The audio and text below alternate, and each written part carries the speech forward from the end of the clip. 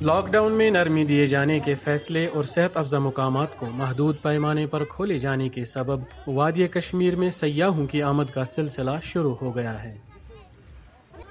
سیاحتی شعبے کے ساتھ نہ صرف یہاں کے مقامی باشندے بلکہ بیرون ریاستوں سے آئے تاجرین اور مزدوروں کا روزگار بھی جڑا ہوا ہے۔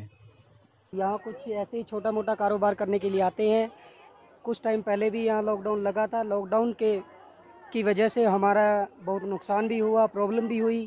ہم یہ چھوٹا موٹا وپار کرتے ہیں، بزنس، مہندی لگاتے ہیں، منیاری بیچتے ہیں، چابی کے چھلے بیچتے ہیں۔ پچھلے لاک ڈاؤن میں جب یہ مہاماری چلی بہت زیادہ نقصان ہوا ہمارا۔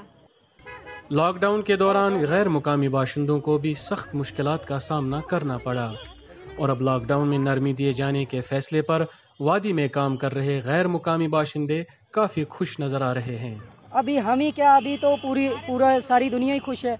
دوبارہ یہ کووڈ کا سسٹم جو اوپن ہوا ہے، کھلا ہے، پھر سے سبھی کو روزی روزگار ملا، سبھی اپنے اپنے کام میں لگ گئے ہیں اور اچھے سے سبھی اپنا اپنا کام کر رہے ہیں۔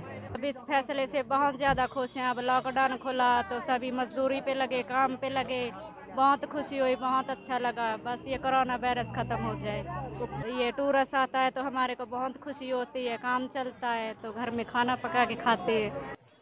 لاک ڈاؤن میں نرمی دیے جانے کے فیصلے کے ساتھ ساتھ انتظامیہ نے وضع کیے گئے SOPs کی سختی سے پابندی کرنے کی بھی ہدایت دی ہے تاکہ کورونا وائرس کی ممکنہ تیسری لہر کو ٹالا جا سکے۔